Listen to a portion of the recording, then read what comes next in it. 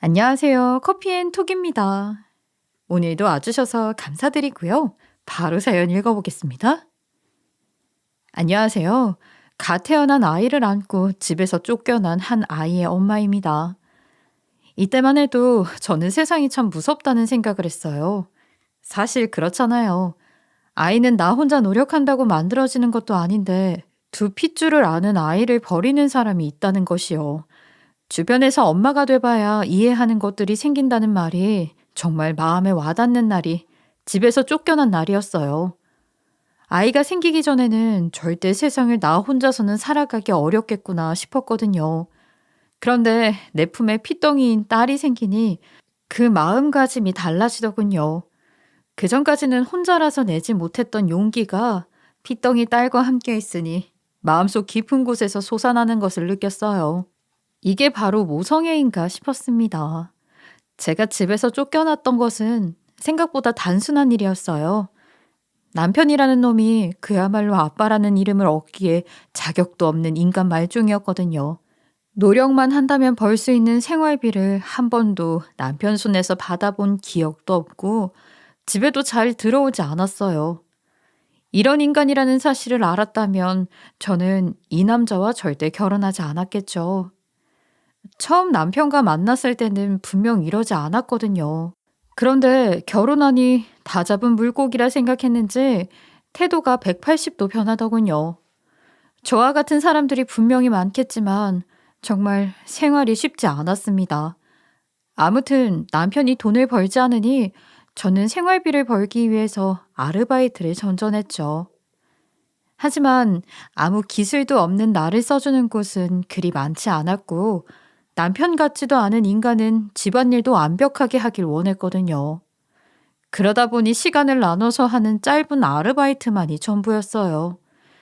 이렇게 힘든 생활을 이어오다가 찾아온 아이였어요.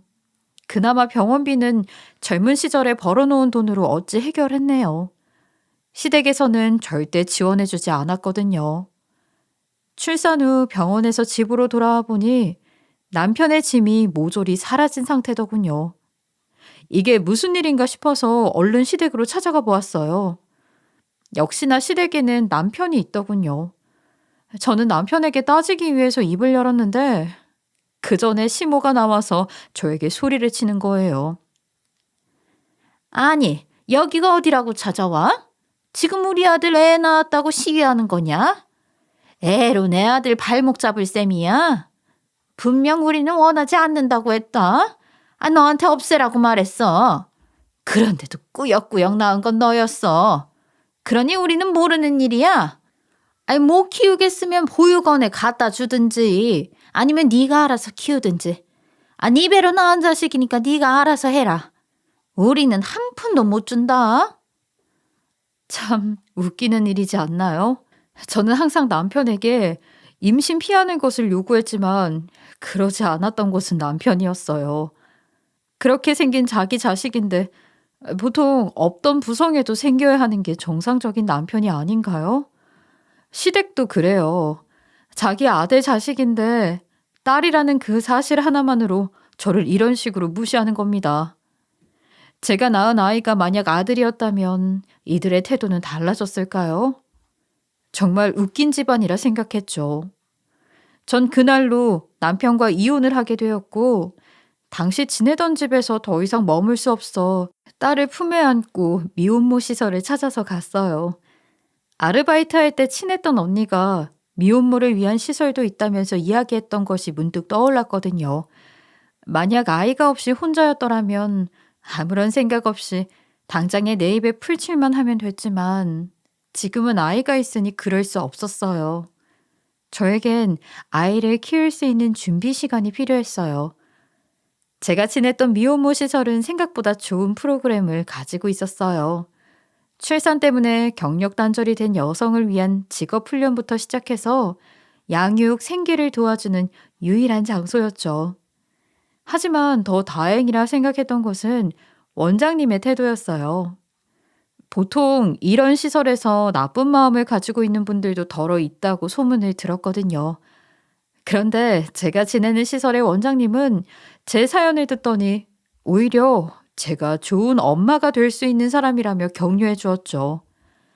원장님의 이 격려가 없었더라면 아마 저는 중간에 아이를 보육원에 두고 싶다는 생각을 했을지도 모르겠어요.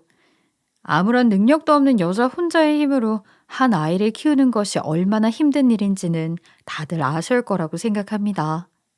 사실 제가 그곳에 가기 전까지는 이런 생각도 했었어요. 내가 괜히 너를 낳아서 아무런 준비가 되지 않은 상태에서 그냥 낳아버려서 네가 오히려 불행해진 것은 아닐까? 요즘 같은 세상에 아무 도움도 되지 못하는 부모를 둔 네가 훗날 나를 경멸하거나 미워하지는 않을까? 내가 딸의 인생까지 다 망쳐버린 건 아닐까? 당시에는 정말 극단적인 생각밖에 들지 않았어요. 그러니 그 갓난아이가 울 때마다 나도 모르게 자꾸 사과의 말만 내뱉게 되더군요. 엄마가 다 미안하다. 아가, 엄마가 미안해. 이 엄마가 잘못했어. 너를 낳겠다고 욕심을 부린 엄마가 정말 미안하다, 아가. 아이가 울 때마다 흘렸던 눈물이 마치 나를 원망하는 것처럼 느껴졌거든요. 왜 나를 낳았냐고. 그냥 시모의 말대로 나를 포기했으면 더 좋았다고 말이에요. 사실 그렇지 않아도 당시에는 정말 이렇게 생각했죠. 어쨌든 살고자 노력하기 위해 미혼모 시설에서 적응하기 위한 노력을 아끼지 않았어요. 전 그곳에서 다른 미혼모들과 함께 지내면서 공동생활을 시작하게 되었죠. 학교를 졸업한 후에는 이런 생활은 정말 오랜만이었어요. 특히나 주변의 미혼모들은 저의 육아 선배, 인생 선배가 되어 많은 이야기를 듣고 배울 수 있었죠. 가장 큰 장점은 아이를 맡겨놓고 다닐 수 있다는 것이었어요. 일단 큰 돈을 들이지 않고도 아이를 봐줄 수 있는 곳을 찾았으니 내일을 시작하기에 안성맞춤이었죠. 일을 해야 아이와 생활할 수 있으니까요. 그렇게 시작한 일은 공장 일이었습니다. 공장에 입사한 첫날부터 왠지 모르게 유독 저를 챙겨주는 반장님이 있었어요. 처음에는 이런 행동들이 잘 적응하라는 배려인 줄 알았죠. 반장님은 한결같이 아침마다 찾아와서 커피를 건네곤 했거든요. 신입이었던 저를 초반에 챙겨주려고 하는 건가 보다 했는데 2주가 지나고 나서도 묵묵히 가져다 주는 것을 보고는 아, 나한테 호감이 있어서 그러는구나 싶었어요. 그런 반장님과 저를 주변에서도 이어주려고 이것저것 했었고요. 하지만 전 아직은 남자와 만나고 싶지 않은 마음에 고민을 했습니다. 그래서 같이 퇴근하던 날 반장님께 내 속마음을 이야기하기로 마음먹었죠. 반장님, 사실 저 지금 미혼모 시설에서 지내는 중이에요. 하루아침에 애 아빠가 시댁으로 도망치고 혼자가 됐거든요. 그래서 전 이제 남자를 못 믿겠어요. 안 믿어요, 절대. 반장님이 제게 호감을 표하고 계신 거 저도 이젠 알고 있어요. 하지만 저 같은 사람 말고 저보다 더 좋은 분을 만나셨으면 해요. 그래야 제 마음이 더 편해질 것 같아요. 이런 저라도 좋아해 주셨는데 이렇게 말하게 돼서 정말 미안하네요. 그때 지었던 반장님의 씁쓸한 미소는 그날 이후에도 간간히 생각이 났죠. 며칠 뒤 일을 쉬던 날이었어요. 반장님이 제가 지내는 센터까지 찾아온 거예요. 당시 남자라는 생물을 믿을 수 없었던 저였기에 여기까지 찾아와서 무슨 말을 하려나 싶은 마음에 덜컥 겁부터 나더군요. 그래서 벽 뒤에 숨어서 지켜보고만 있었어요. 그런데 원장님이 반갑게 마중 나와서 반장님께 인사를 하는 거예요. 알고 보니 센터의 후원자였다고 하더군요. 반장님은 한참을 원장님과 이야기를 나누더니 일어나서 나가려고 하는 거예요. 그런 반장님을 저는 붙잡았죠. 왜 이런 행동을 하는지 연유를 듣고 싶었거든요. 반장님, 제가 저번에 말씀드렸다시피 저는 남자를 믿을 수 없어요. 이렇게 센터 후원자라고 방문하셔도 제가 기분이 좋을 리도 없고요. 대체 무슨 속셈이세요? 따지듯이 경계하며 묻는 제 말에 반장님은 선한 미소를 보이면서 답해 주셨죠. 제가 이렇게라도 한 번씩 센터에 방문해야 따님이랑 친해지지 않겠어요? 아직 친해지지도 못했는데 이때 얼른 점수를 따놔야죠. 그리고 좋아하는 사람한테 자식이 있다고 좋은 마음이 어디로 사라지나요? 싫어지기나 한다나요? 난 안 그래요. 저도 이혼했던 거 알고 계시죠? 제가 왜 이혼했는지는 몰랐을 겁니다. 이전 아내가 제게 말도 없이 애를 없앴거든요. 분명 저는 아이를 가지고 싶다고 말했는데 말이죠. 그러니 전 당신에게 딸이 있다는 사실이 더 기쁩니다. 딸까지 함께 당신이 와준다면 얼마나 고마운 일이겠어요. 그러니 내 마음 막지 마세요. 저 이대로 포기 못합니다. 전과 달리 당당한 태도로 말하는 반장님. 그런 반장님의 태도에 경계했던 마음이 살짝 누그러지는 것 같았어요. 그날 이후 반장님은 주말마다 찾아와서 모두의 아빠가 되어주었죠.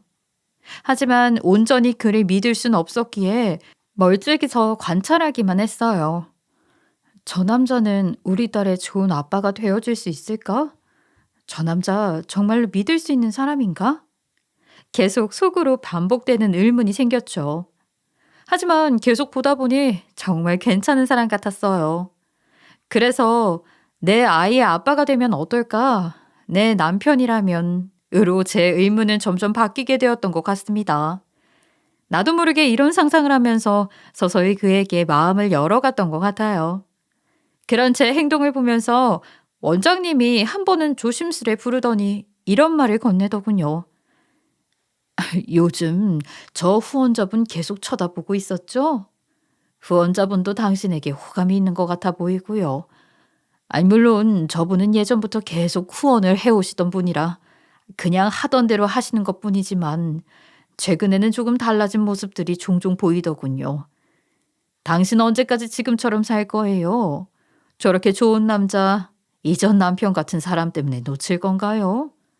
전 남편이 이랬으니까 전 남편 때문에 사람을 믿지 못하겠으니까 이런 이유로 좋은 사람을 놓치는 게 아깝진 않냔 말이에요. 어른이 보는 세상보다 순수한 아이들의 눈에 비치는 후원자분을 한 번 더 살펴보세요. 당신 아이가 후원자분과 함께 있을 때 어떤지를요. 그럼 쉽게 판단이 설 거예요. 저는 당신이 꼭 후원자분과 좋은 결말을 맞이했으면 좋겠어요. 저 사람 정말 좋은 사람이거든요. 원장님은 정말로 저를 생각해주는 마음에서 조언을 했던 것 같아요. 그래서 저는 원장님의 조언처럼 반장님과 함께하는 아이의 모습에 더 집중하게 되었죠. 그러자 정말 보이지 않던 것들이 보이기 시작하더군요. 어느 순간부터 딸아이가 반장님이 오는 것을 애타게 기다리는 모습들이 보이는 거예요. 저는 아이에게 아빠라는 단어를 알려줄 수 없어서 정말 미안한 마음이 들었거든요. 내가 전 남편과 안 좋게 헤어지는 바람에 아이는 아빠라는 존재도 아빠라는 말도 지금까지 알 수 없었으니까요. 하지만 센터에 찾아온 반장님과 노는 아이, 두 사람의 모습을 보고는 정말 부녀가 함께 지내는 느낌을 받았어요. 반장님이 아이와 놀아준다고 번쩍 들어 올리곤 했을 때 아이는 정말로 반장님을 아빠로 인지하는 듯 했거든요. 게다가 어버이날에는 나와 반장님 두 명분의 카네이션을 같이 만들어서 건네주더군요. 그 모습을 보면서 우리에게 사라져버린 아빠의 자리를 아이에게도 나에게도 되찾고 싶다는 생각이 들었어요. 전 남편에 대한 원망을 남자를 믿지 못하는 마음을 쉽게 지우기는 힘들었어요. 그래서 전 무던히 노력했죠. 나라는 사람의 호감을 준 반장님을 위해서도요. 나도 한 사람의 좋은 아내가 되기 위해서 노력할 필요가 있다고 생각했거든요. 그렇게 저는 반장님과의 새 삶을 시작하게 되었습니다. 결혼해서 보니 남편은 정말로 아빠가 될 준비가 되어 있던 사람이었어요. 육아에 대한 지식은 물론 아이를 어떻게 키우면 좋은지, 아이에게 지금 필요한 것은 무엇인지 저보다 더 빠르게 눈치채는 사람이었거든요. 게다가 양육에 들어가는 그 많은 돈을 당연하다는 듯이 선뜻 자신이 부담했고요. 전 남편과는 차원이 다른 사람이었습니다. 남편은 아이에게 정말이지 헌신적인 사람이었어요. 자신의 핏줄이 아님에도 딸을 본인의 친자식처럼 대했죠. 그런 남편의 모습에 정말 감사함을 느꼈어요.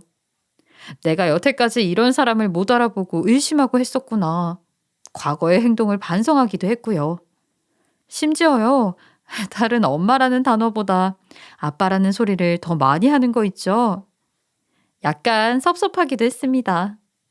내가 배 아파서 낳은 자식이었으니까요.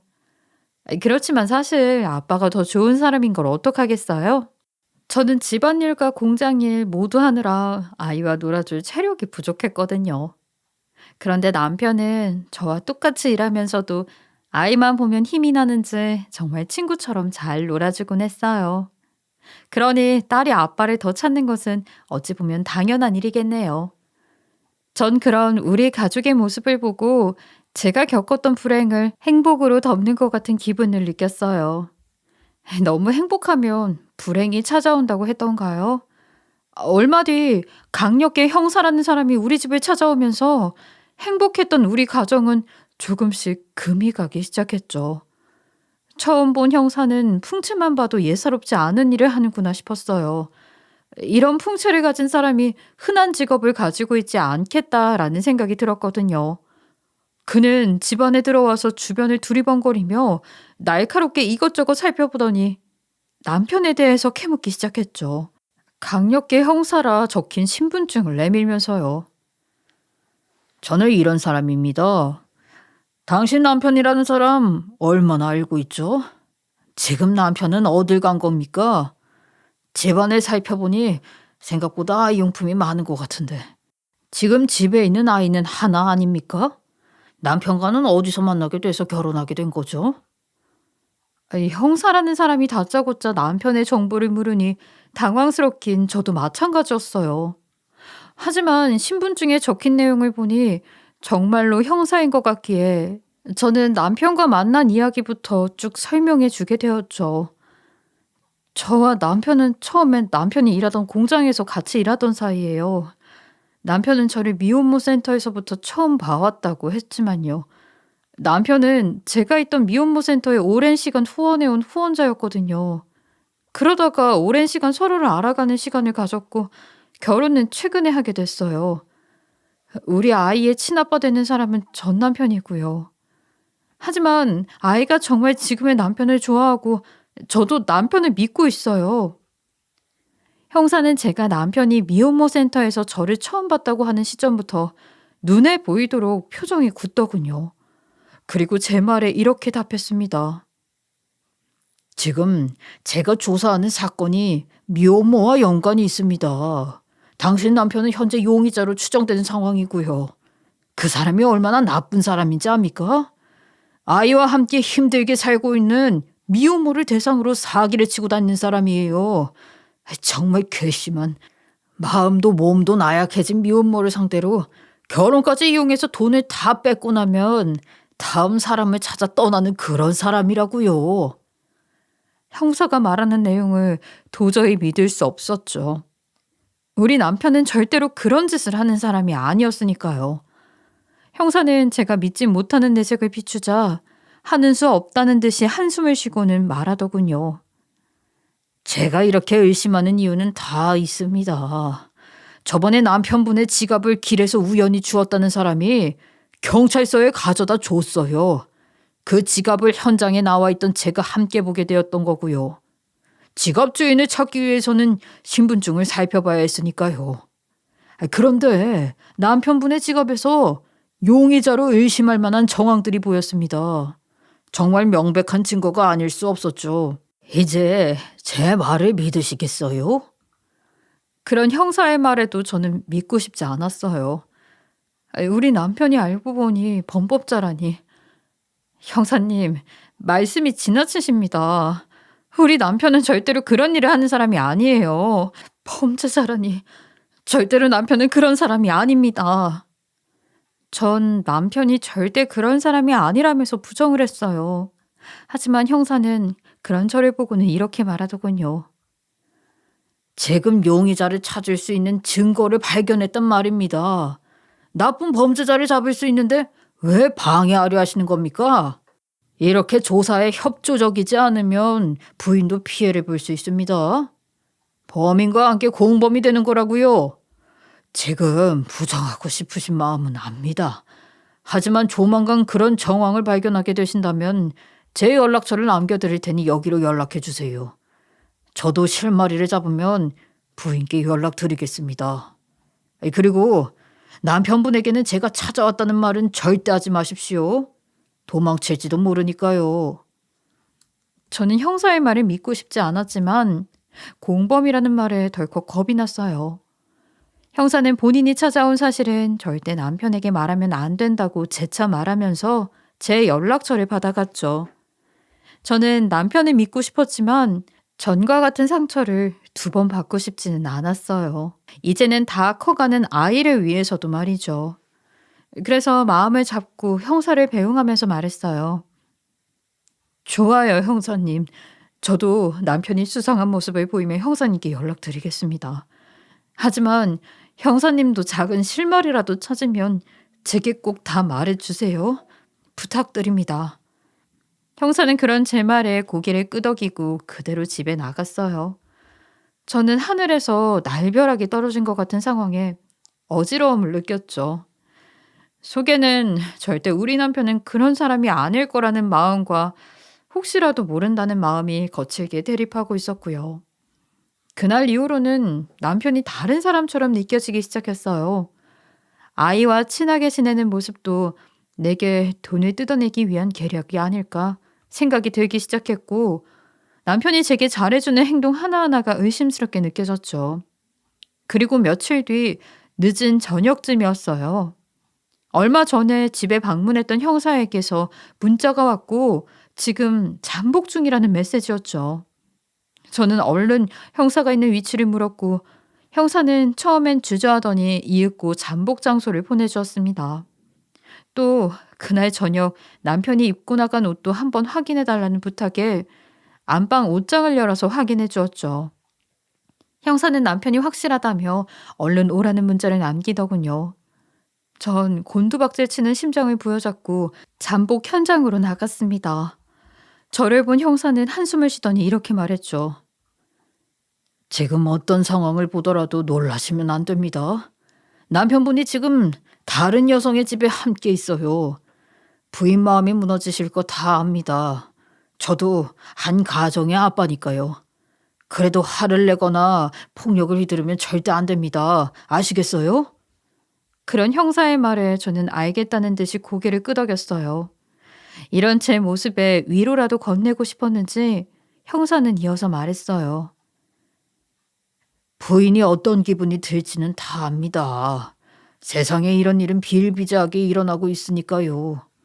차라리 다행이라고 생각하시면 마음이 조금은 더 편할 겁니다. 하루라도 빠르게 잘못된 남편과 헤어질 수 있는 빌미를 찾게 된 거니까요. 전 그런 형사의 말에 답했죠. 감사하지만 제 걱정은 마세요. 형사님 말대로 나쁜 사람이었다면 하루라도 빨리 알아챌 수 있던 거니까요. 이런 일이 한 번도 아니고 이번이 2번째니 다행이라 생각하고 있어요. 형사는 제 말을 듣더니 저를 치근하게 쳐다보면서 말하더군요. 2번째 상처라 쉽지 않은 인생을 살아오셨군요. 이런 경우에는 보통 범인이 아닌 일이 많지는 않지만 이번에는 제발 남편분이 범인이 아니었으면 좋겠군요. 저도 사람이니까요. 당신이 더 이상은 상처받지 않고 행복하게 살았으면 하는 마음입니다. 생긴 것답지 않게 위로를 건네는 형사의 모습에 저는 살짝 미소를 지을 수 있었던 것 같아요. 그러다 얼마 뒤 남편이 오피스텔에 큰 상자를 들고 올라가는 것을 보았죠. 모자를 푹 눌러 쓴 상태였지만 아내가 남편을 못 알아볼 수는 없잖아요.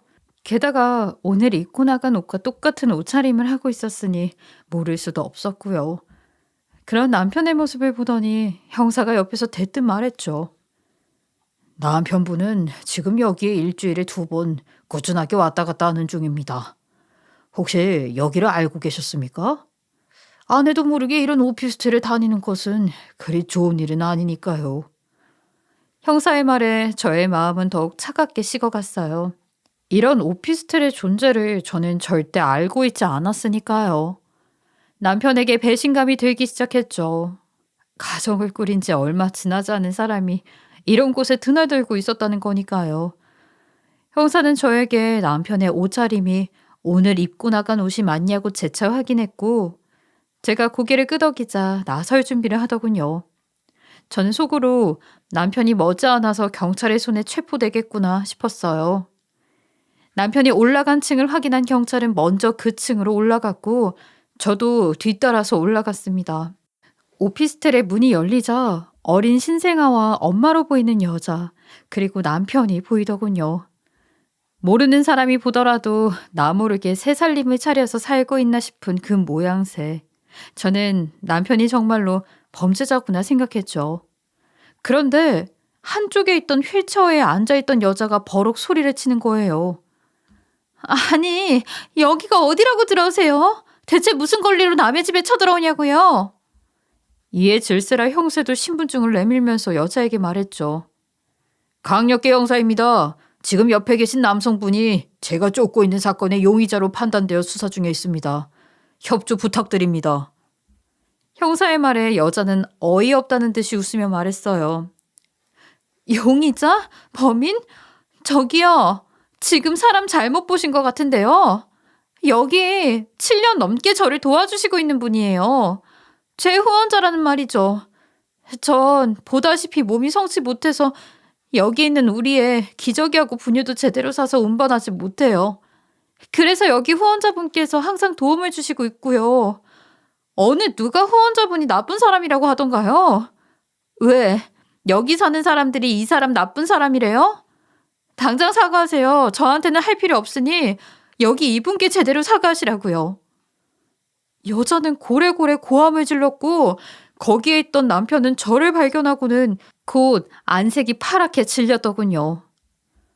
당신이 어떻게 여길? 형사님도 무슨 오해가 있었던 건지는 모르겠지만 저는 절대 그런 사람이 아닙니다. 여기는 여성분 말대로 아이를 위한 용품을 사서 오던 길이에요. 보다시피 몸이 불편하신 분이라 무거운 물건은 들기 어려우시거든요. 그래서 매주 혹은 격주로 시간 내서 도와드리고 있습니다.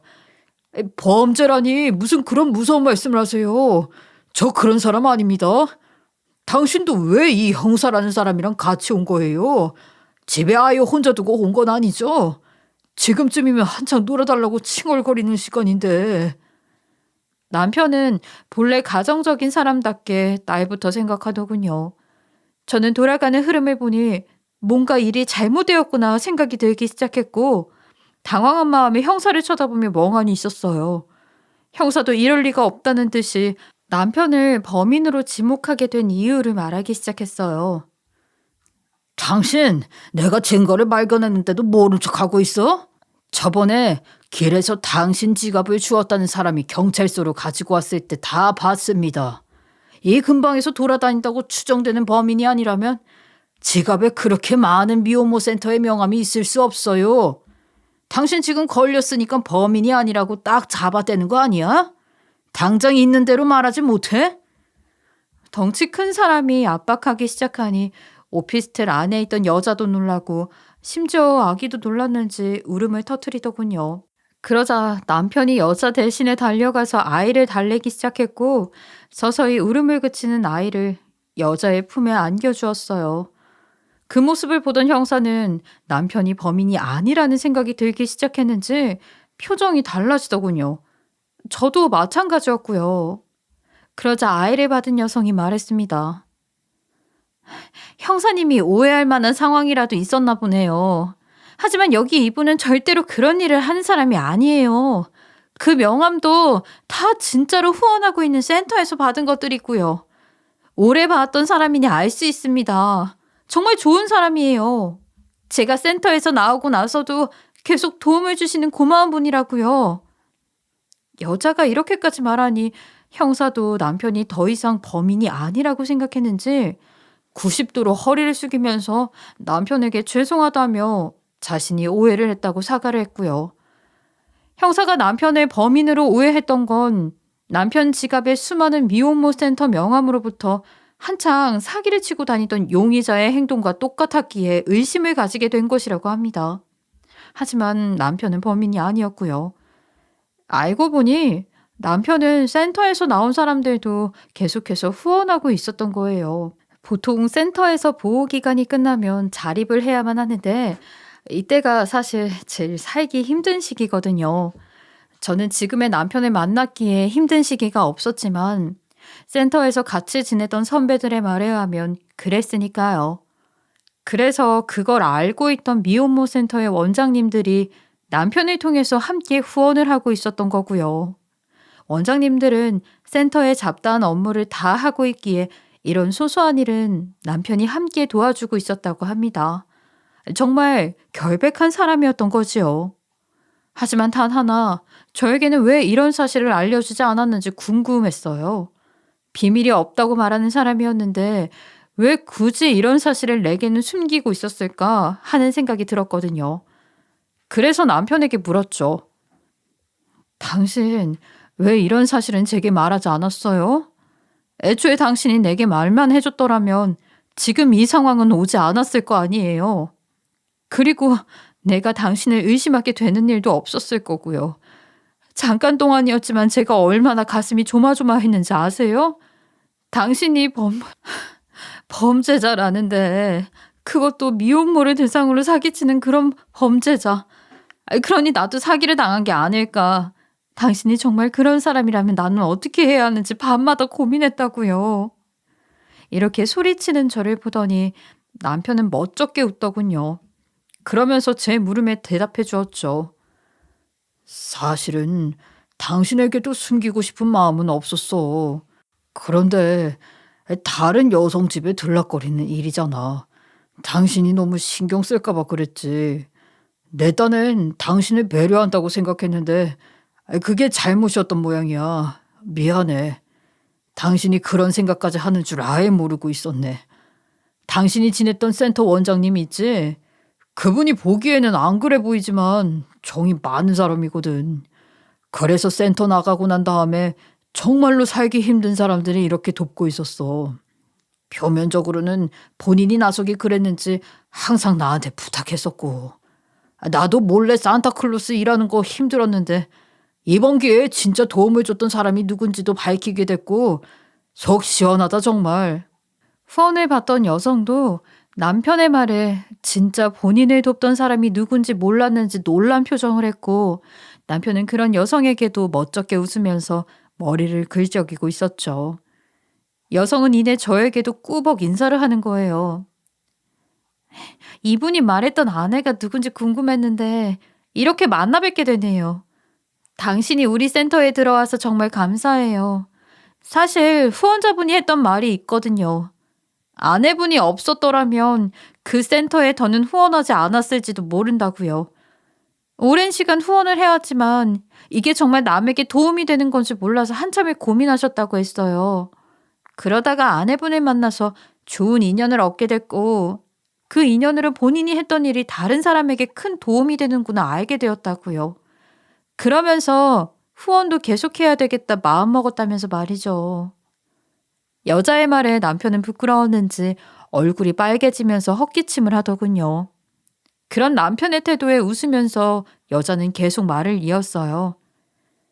사실 여기 이분 우리 집에 오기만 하면 그렇게 아내 자랑, 딸 자랑을 하는데 정말 어떻게 이런 사람이 있나 싶었다니까요. 하루 종일 가족 생각만 하는지 이런 팔불출 따로 없어요, 정말. 그리고 제게는 정말 많은 도움을 주신 분이에요. 제가 몸이 이래서 아이와 사는 걸 포기하려고 했던 적이 정말 많았거든요. 그럴 때마다 자기 가족을 보라며 이런 일도 있다고 힘내라고 항상 응원해 주셨어요. 게다가 제 아이에게 저라는 사람이 없어서는 안 될 사람이라고 막 어찌나 혼내던지. 당신 정말 좋은 사람을 남편으로 두신 거예요. 제 입장에서는 정말 부럽다고요. 그러니까 전 언젠가 제가 받은 이 정을 돌려드리고 싶어요. 집에서는 화도 안 내는 남편인데 여기서는 여자를 보면서 화도 내고 했다니 정말 믿기지 않더군요. 남편은 여자의 말에도 묵묵히 아무 말도 없이 서 있었고요. 저는 여성에게 앞으로도 종종 만나자는 인사와 함께 남편과 그 집을 나섰습니다. 집으로 돌아가는 길에 남편은 아무 말도 안 했어요. 그런 남편에게 저는 조심스레 말을 건넸죠. 당신 왜 이렇게 좋은 일을 많이 했는데 그동안 나한테 숨긴 거야? 당신이 이렇게 멋진 사람이라는 걸 알았으면 진작에 동네방네 소문 다 내고 다녔을 거 아니야. 우리 딸한테도 엄청 자랑하고 다니라고 했을 텐데. 당신이 내게 말 못했던 이유는 짐작하지만 앞으로는 그럴 필요 없어요. 나 당신이 더 자랑스러워졌는걸? 물론 처음에는 의심하기도 했지만 그런 자신이 못나 보일 정도로 당신이 자랑스러워.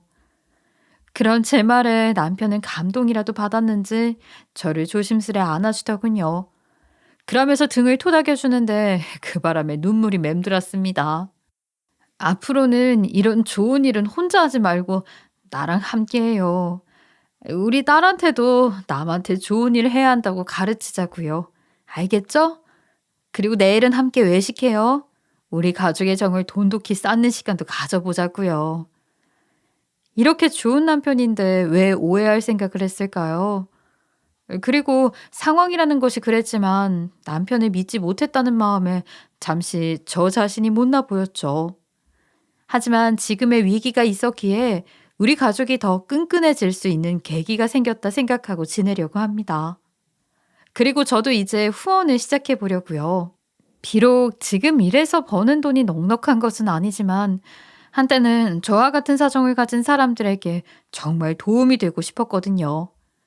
제가 받았던 것과 같이요. 그래서 남편과 함께 후원 활동을 하고 있죠.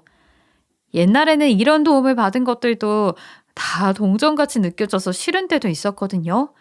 그런데 후원을 하다 보니 나를 도와줬던 사람들의 마음이 다 진심에서 우러나온 것이었구나 싶어요. 이렇게 행복을 나눠주니 제게 돌아오는 행복이 배가 되는 기분이 들었거든요. 힘들 때는 자신이 힘든 것만 생각하다 보니 온 세상이 나를 미워하는구나 생각이 들곤 하거든요. 하지만 그게 아니었다는 걸 제가 후원하는 사람들에게도 알려주고 싶어요. 그래서 남편과 더욱 열심히 후원 활동을 하는 거고요. 물론 가정에도 소홀히 하진 않습니다. 남편과 저는 그날 이후로 아이와 더욱더 열심히 놀아주고 있어요. 예전에는 몸이 힘들다는 핑계로 아이와 놀아주지 않던 저도 지금은 남편과 함께 열심히 아이와 놀아주고 있죠. 그래서 지금은 예전보다 딸이 저를 찾는 횟수가 늘었어요. 예전에는 밥 먹을 때만 저를 찾곤 했는데 말이죠. 남편은 그런 아이에게 섭섭함을 느끼는지 표정에서 서운함이 드러났지만요. 뭐 어쩌겠어요. 아이의 마음은 갈대같이 흔들리기 마련이니까요. 그리고 얼마 전에는 제가 있던 센터의 원장님과 함께 저녁 식사도 했답니다. 원장님에게 며칠 전에 있었던 일을 말해 주었죠. 원장님은 자신이 숨겨달라고 해서 그런 오해가 생긴 것 같다며 미안해 하셨어요. 하지만 사과를 받고자 한 이야기는 아니었으니 전혀 사과할 필요 없다고 괜찮다고 고개를 숙이는 원장님을 말리기 바빴네요. 제 긴 이야기 어떠셨나요? 청취자분들 중에서도 분명 미혼모도 있겠죠. 미혼모의 삶이 얼마나 힘든지 저도 잘 알고 있어요. 하지만 굳굳이 이겨나가다 보면 분명 해가 뜰 날이 오지 않겠어요? 제 이야기를 들으면서 오늘 하루는 마음의 평화를 얻길 바라봅니다. 들어주셔서 모두 감사합니다. 지금까지 커피앤톡이었습니다. 오늘도 끝까지 함께 해주셔서 감사하고요. 다음 영상으로 또 찾아뵙겠습니다.